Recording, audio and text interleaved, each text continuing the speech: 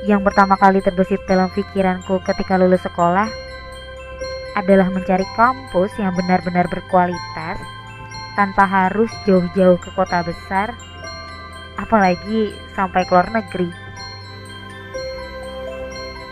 Karena bagiku, melanjutkan pendidikan adalah memperluas cakrawala berpikir, menggali dan mengembangkan potensi-potensi yang kumiliki saat ini.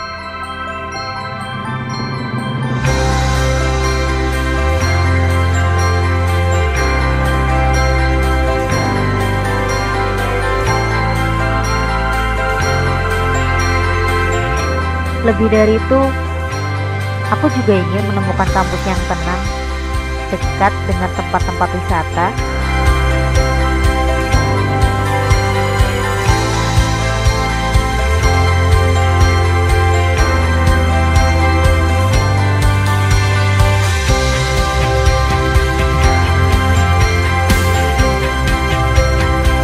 ruang publik,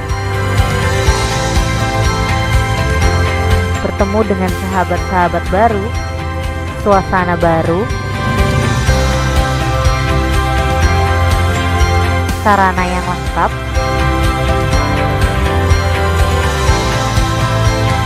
serta berbagai ilmu yang kuperoleh yang tak hanya kudapat dari perkuliahan.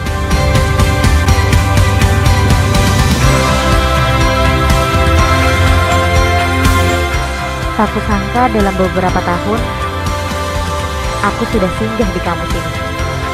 Dari cerita kakak tingkatku yang sudah lulus dan sukses, aku pun yakin akan menyusul mereka dan tetap belajar semaksimal mungkin untuk meraih cita-cita.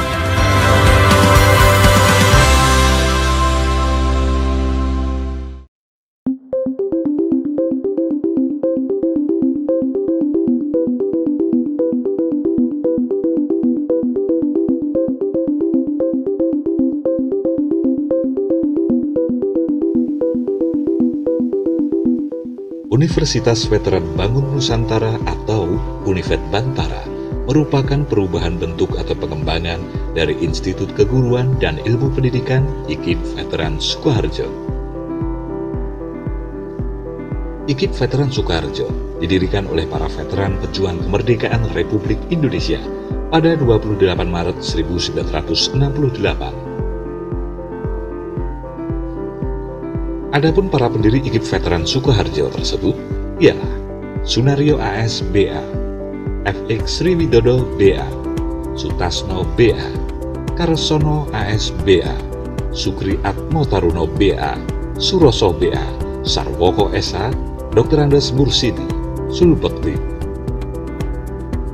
Pada mulanya, IKIP Veteran Sukoharjo merupakan cabang IKIP Veteran Jawa Tengah di Semarang dengan status terdaftar SK Dirjen Dikti tanggal 29 September 1969 nomor 174A /DPT /1 /69. Dengan terbentuknya Yayasan Pembina Perguruan Veteran Sukoharjo, maka pada tanggal 9 November 1979 secara resmi IKIP Veteran Sukoharjo melepaskan diri dari IKIP Veteran Jawa Tengah Cabang Semarang.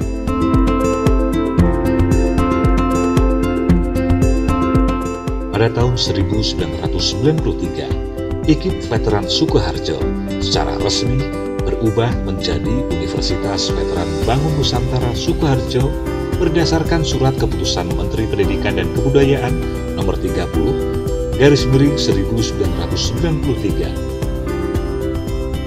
Semenjak itulah, kampus ini memiliki visi terwujudnya universitas yang unggul, berkarakter, mandiri dan memiliki nilai-nilai kejuangan, serta misi menyelenggarakan pendidikan yang berbasis pada nilai kejuangan, menjalankan penelitian dan penyelenggaraan pengabdian kepada masyarakat untuk mengembangkan IPTEX dan SOSBE, serta menjalin kerjasama yang saling menguntungkan sesuai dengan kebutuhan pembangunan.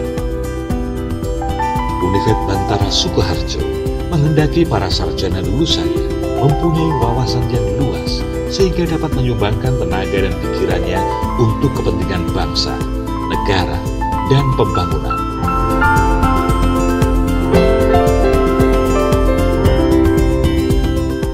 itulah, para mahasiswa dibekali berbagai ilmu pengetahuan yang bermanfaat dalam kehidupan berbangsa dengan berbagai program studi pilihan, Fakultas Keguruan dan Ilmu Pendidikan atau FKIP.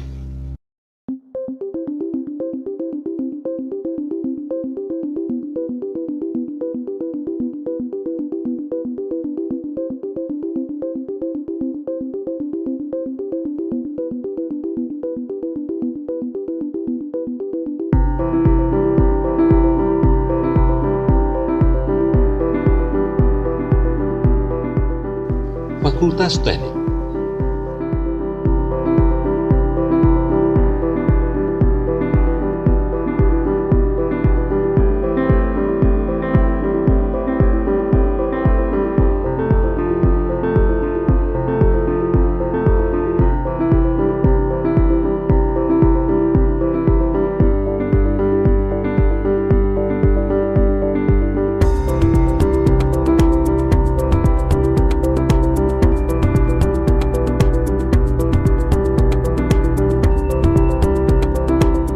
Fakultas Kesehatan Masyarakat.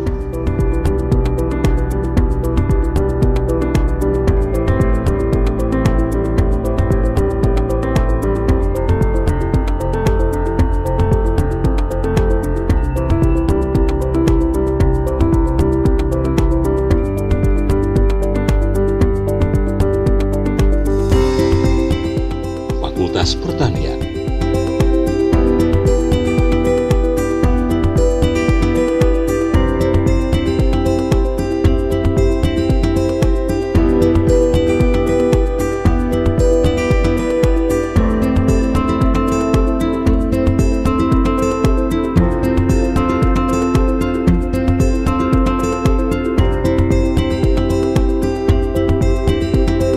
Fakultas Ekonomi.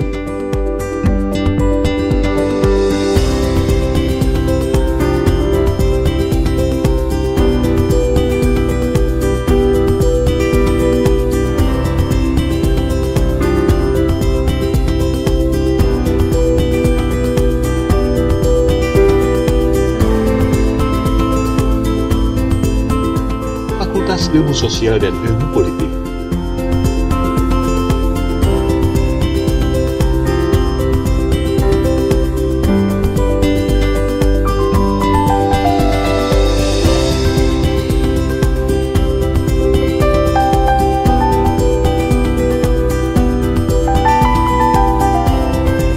Serta program Pasca Sarjana.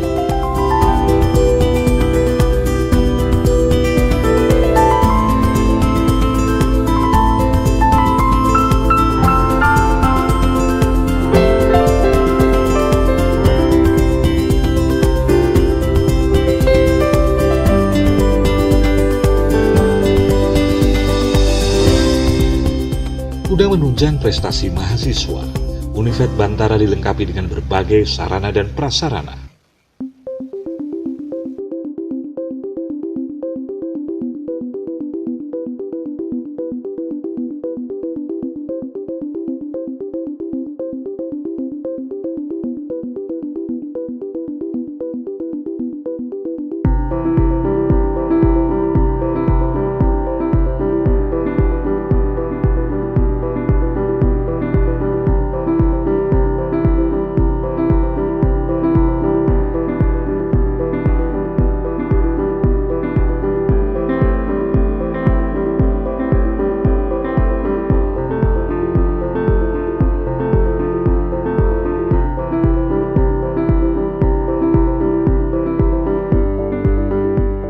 Selain itu, mahasiswa juga dapat mengembangkan minat dan bakatnya melalui berbagai organisasi mahasiswa atau Ormawa.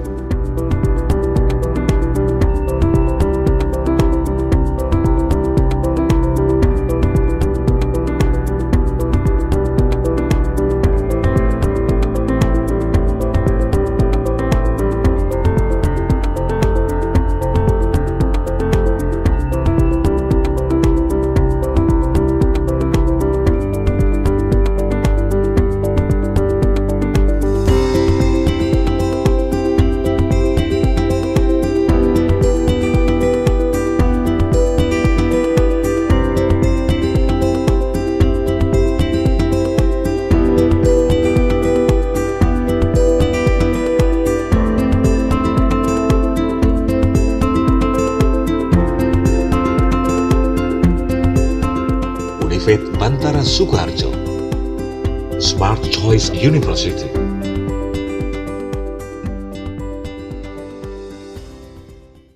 Bismillahirrahmanirrahim. Assalamualaikum warahmatullahi wabarakatuh. Yang terhormat Bapak Ismail MPD selaku dosen pembimbing mata kuliah Seminar Pendidikan Profesi Guru. Yang saya hormati para penguji Seminar Pendidikan Profesi Guru. Pada hari ini saya akan mempresentasikan mengenai Seminar Pendidikan Profesi Guru.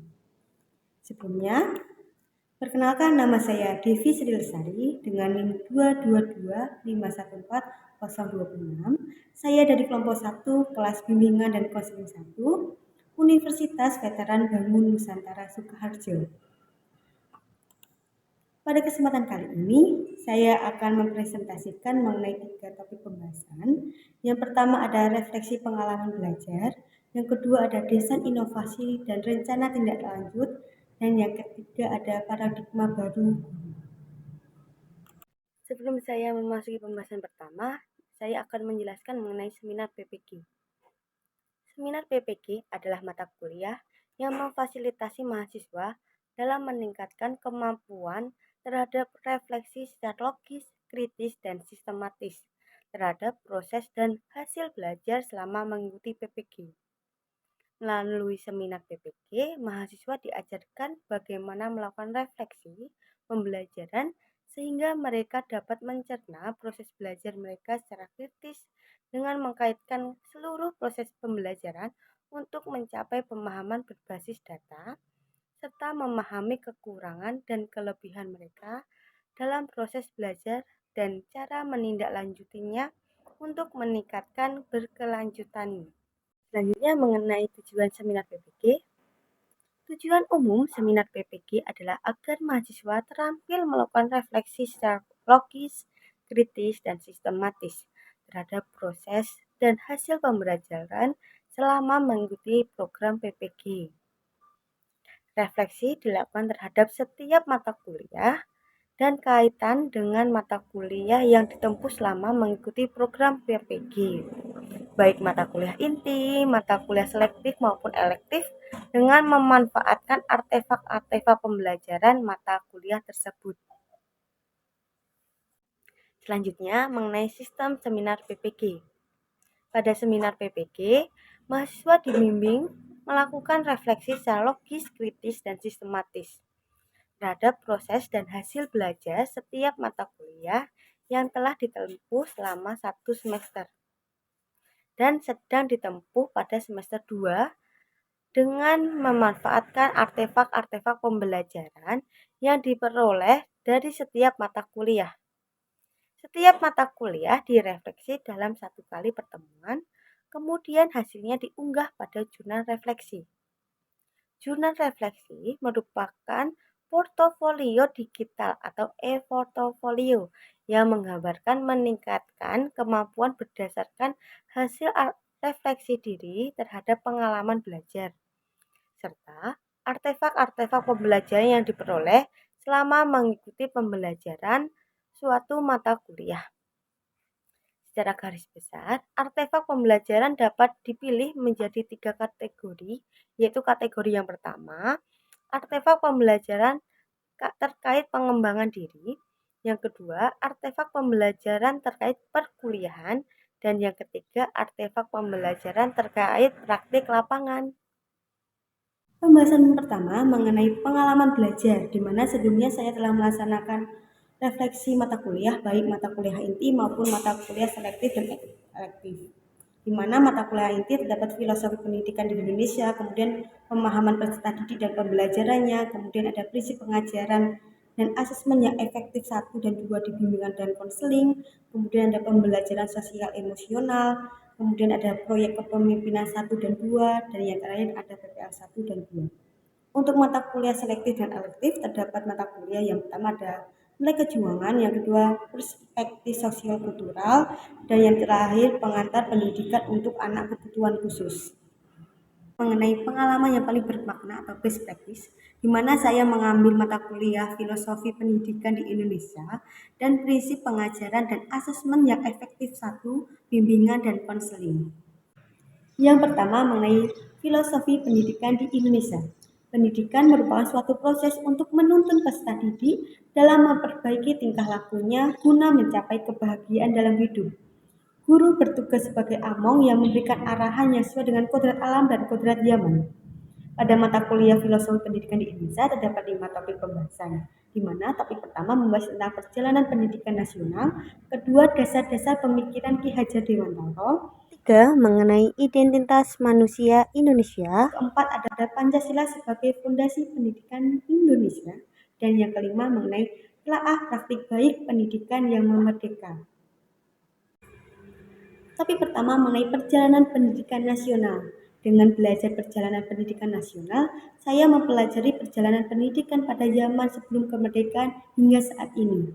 Perjalanan pendidikan di Indonesia tak lepas dari peran Bapak Ki Hajar Dewantara, sehingga Bapak Ki Hajar Dewantara mendapatkan julukan sebagai Bapak Pendidikan Indonesia atau Bapak Pendidikan Nasional. Yang kedua mengenai pemikiran Ki Hajar Dewantara. Topik ini saya belajar bahwa peserta didik memiliki kodrat alam dan kodrat zaman, sehingga guru harus memiliki inovasi dalam melaksanakan pembelajaran dan menuntut peserta didik untuk mengembangkan dirinya. Yang ketiga mengenai identitas manusia Indonesia. Saya mempelajari tentang identitas manusia Indonesia, di mana manusia Indonesia memiliki ciri khas tersendiri yang membedakan dengan bangsa lain. Ciri khas manusia Indonesia seperti suku, ras, agama, kepercayaan yang berbeda-beda. Dengan adanya perbedaan tersebut menciptakan keanekaragaman manusia Indonesia. Topik keempat mengenai Pancasila sebagai fondasi pendidikan Indonesia. Karakter bangsa Indonesia adalah kebinekaan. Pancasila sebagai entitas dan identitas bangsa Indonesia, serta menelaah profil pelajar Pancasila dan perwujudan pada pendidikan yang berpihak kepada peserta didik dalam pendidikan abad ke-21. Dan topik yang terakhir, topik 5, tentang telaah praktik baik pendidikan yang memerdeka. Saya mempelajari tentang pendidikan yang memerdekakan dan berpihak kepada peserta didik, di mana dalam materi tersebut bahwa pembelajaran itu harus merujuk kepada peserta didik dan memberikan kebebasan kepada peserta didik untuk belajar dimanapun, kapanpun, dan berbagai sumber manapun. Selanjutnya mengenai artefak pembelajaran, di sini saya mengambil artefak di topik 2 yang menurut saya paling bermakna, mengenai dasar-dasar pemikiran Ki Hajar Dewantara. Artefak tersebut saya buat dalam bentuk media audiovisual. Untuk dapat mengakses artefak itu dapat diakses melalui link yang sudah saya tautkan. Untuk videonya dapat saya tampilkan sebagai berikut.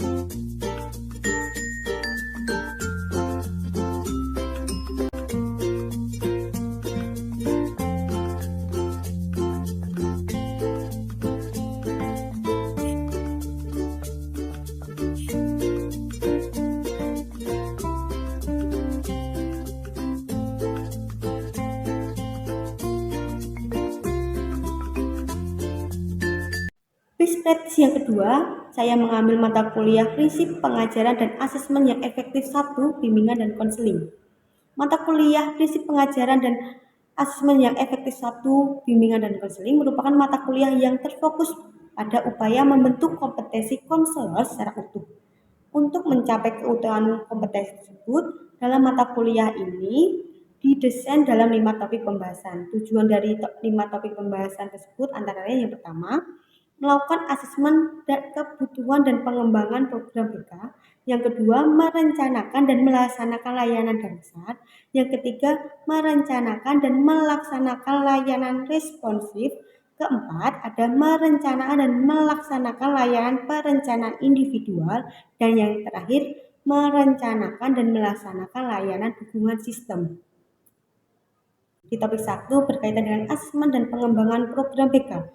Pada topik 1, kami belajar terkait dengan asesmen dan pengembangan program BK yang berisi katakan tentang asesmen kebutuhan peserta didik, kemudian ada perencanaan program BK, kemudian ada area layanan bimbingan dan konseling, kemudian ada evaluasi program, strategi implementasi program, dan rencana operasional. Di topik 2 mengenai layanan dasar, di mana di layanan dasar ini kami belajar bagaimana menyusun rencana pelaksanaan layanan atau RPL baik bimbingan klasikal, bimbingan kelompok, hingga bimbingan lintas kelas. Kami juga belajar simulasi mengenai layanan dasar bersama rekan-rekan kelas BK 1. Untuk topik 3 mengenai layanan perencanaan individual. Di topik 3 ini membahas tentang perencanaan individual, di mana kami harus membuat perencanaan individual peserta didik yang berkaitan dengan karir atau sekolah lanjutan setelah lulus sekolah. Selanjutnya topik 4 tentang layanan responsif.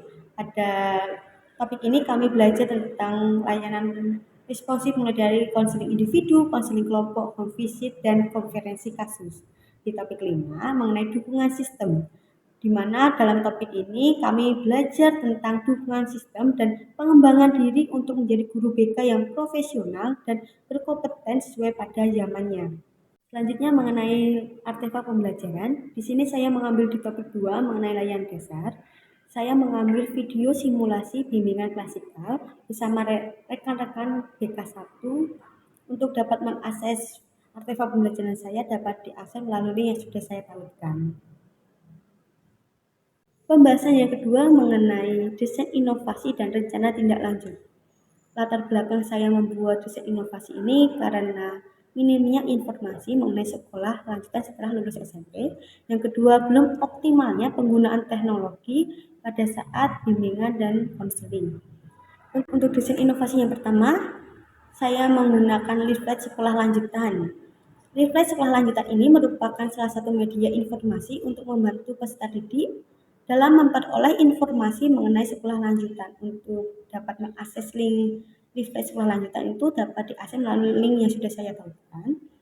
Ini contoh leaflet sekolah lanjutan yang telah saya buat, di mana leaflet ini berisikan tentang pentingnya memiliki cita-cita, kemudian apa itu sekolah lanjutan, perbedaan antara SMA dan SMK, kemudian ada pekerjaan dan profesi, dan yang terakhir ada pohon sekolah lanjutan.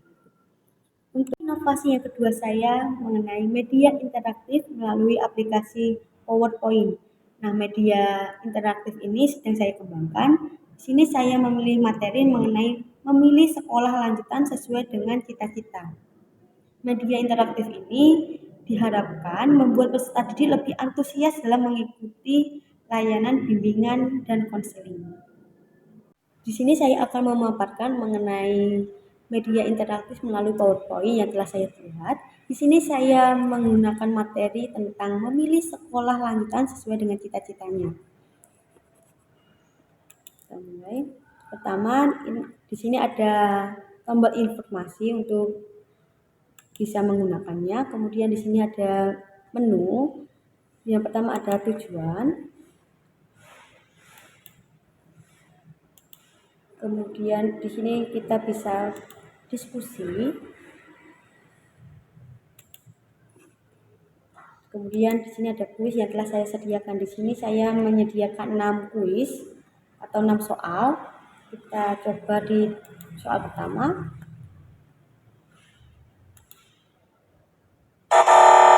Ya, salah. Kita coba lagi. Ya. Itulah sedikit media interaktif melalui PowerPoint yang telah saya buat. Berikut ini saya tampilkan mengenai implementasi penggunaan media interaktif melalui PowerPoint yang telah saya gunakan ketika saya melaksanakan PPL 2 di SMP Negeri 2 Bagi Sukoharjo. Di sini antusias peserta didik semakin meningkat ketika saya menggunakan media interaktif PowerPoint tersebut. Untuk videonya dapat saya tampilkan sebagai berikut.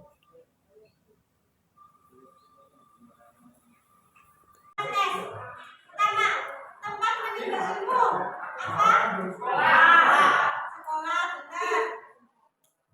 Suatu keinginan yang ada di dalam pikiran sebut.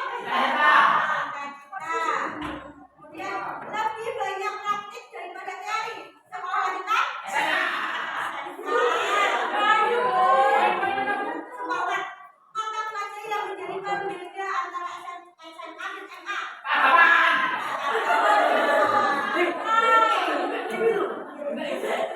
Ayo semangat dia. Kemudian yang terakhir, berapa jumlah keahlian di SMK? 10.